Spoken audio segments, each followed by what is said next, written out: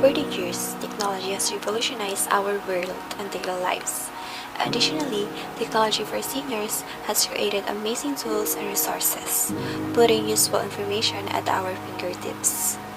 Modern technology has paved the way for multifunctional devices like the smartwatch and the smartphone. Computers are increasingly faster, more portable, and higher powered than ever before. With all of these revolutions, technology has also made our lives easier, faster, better, and more fun.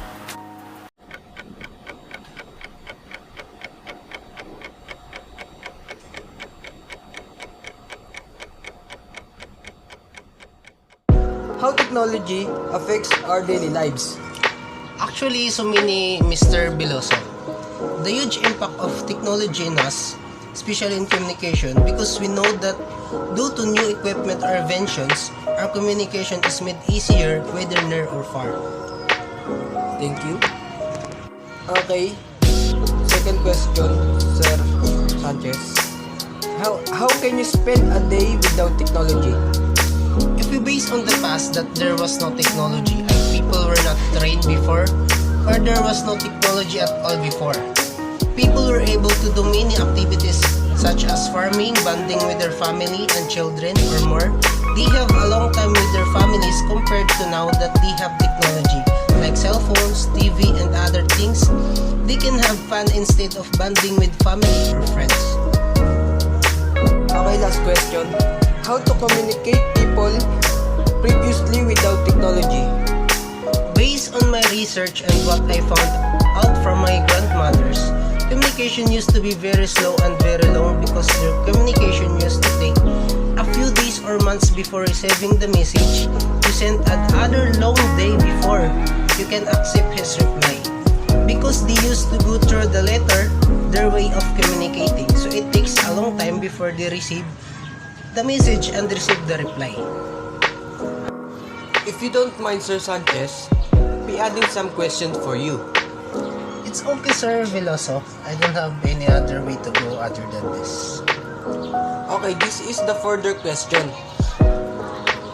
What are the benefits of not using technology? For me, Sir Veloso, it's difficult to not using technology in today's time, especially we are in a pandemic. But the possible benefits of a world without technology is to be a peaceful. You cannot trade on social media platforms that are negative, and you learn more things that are more important than soaking and reading stressful news and negative words on social media. And another, Sir Veloso, without using a technology, more relaxing fresh air, and no make smoke from cars and no noisy factories. Okay, we are done. Thanks a lot, Sir Sanchez, for answering our question. And I hope you also enjoy our day. Oh, no problem, Sir Veloso. And thank you very much for inviting me here and hearing the questions about technology. And I was happy because I answered it pretty well. I have a question for you, if you don't mind. Sure. How they spend their days without technology? For me, how I survive life then without technology was then because our life was a lot to do. Just like when harvesting rice, looking for life. Because then money was hard to earn. So our life was just work and family. I have question for you, if you don't mind. Sure, my friend. How they spend their days without technology? For me, a world without technology seems very difficult to imagine, but it is not impossible. You can live without the use of technology. By reading a book in the library, and not only that, you can do many things like playing in the street, like tumapreso, basketball, etc. And you can also plant crops that you can use in your daily life.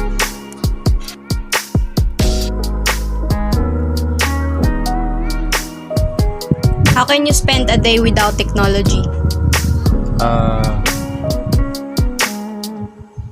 socialize, may pag-usap sa mga friends ko, hangout, yan, gala, ganun.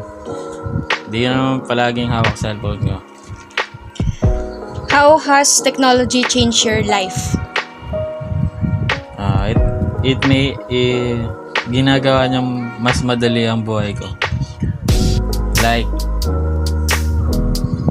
pag maglalaba ako, mayroong washing machine. Pag nagsisearch, di mo kailangan maglibro. May computer tayo. Okay. Tsaka sa mga daily life mo, nakakatulong siya. Could you live without technology? As of now, hindi ko masasabing mabubuhay ako ng walang technology kasi naging part na siya ng buhay ko. Everyday kong kinakailangan yung technology na. How technology makes our life easier? Sige, sample. Katulad nung kanina. Maglalaba ka, hindi mo na kailangan kamayin. Easy time pa, may washing machine tayo.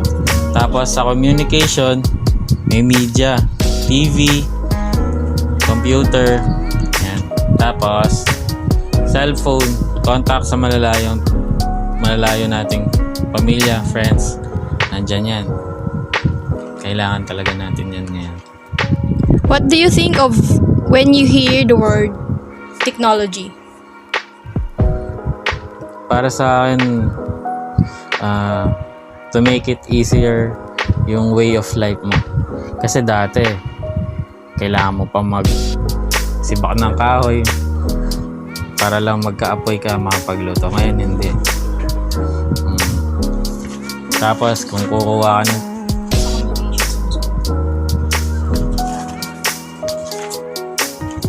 pati bata nga kailangan na yan eh. Kasi module, kailangan ng internet, ganun. PC, cellphone, need nila sa necessity. Ano na yan, kasama na sa mga needs yan yung cellphone. Hindi lang sa hindi na sa want yung ganung klase ng technology ngayon.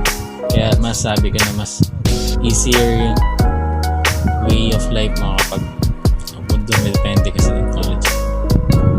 How do you spend your days without a technology? I spend my day before when there's no technology by doing household chores at home, having some extra works like drawings, and make myself busy with spending time with my friends outside. Also, my family is spending time together through going to some other places like parks and rivers that nearby at home. Also, during my childhood, I spent most of my time taking care of my youngest sibling. That makes also myself busy. Since the technology is not that well known, I just focus on my studies as well and make myself making friends at school. We used to live simply back then when we didn't have the technology that we have now. I used to play outside with my friends when I was a kid, and we had a great time. I used to play outdoor games like hide and seek, tag, Chinese garter, and so on. We didn't have phones back then, so we had to plan our get-togethers around the time we had to meet, and if I wanted to talk to someone far away, I had to write letters that took days for them to receive and respond to. It was difficult, but I believe it had its own charm. Even back then, I enjoyed taking photographs, but cameras and film are expensive, and developing them takes time, so I had to pick and choose which ones to keep, so I only have a few with me now. I used to enjoy watching movies in theaters, but they are quite pricey, much like cameras, so I now binge watch on Netflix. Studying took longer because we didn't have Google and had to rely on books and libraries. I either buy or borrow a book from a friend if I want to read it. Because I grew up near a river, I go there from time to hang out with friends or to read alone. My friends and I also caught fish, so we didn't have to buy food and even brought some back home. In addition, because we didn't have a washing machine, we washed our clothes in the nearby river. I can say that the technology before and now, the developing one, is both good and easily to use. However, the problem is the user of the technology. Since before, the user of it is more secured and they tend to use it in more useful way.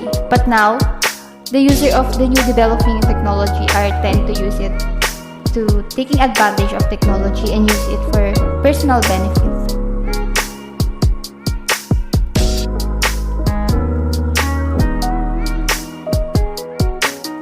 How do you spend your days without a technology? Spending it by doing a old hobby like painting, journal, spending time to people who's around with me, like talking about our life, our dreams, and embarrassing moment as well, and more.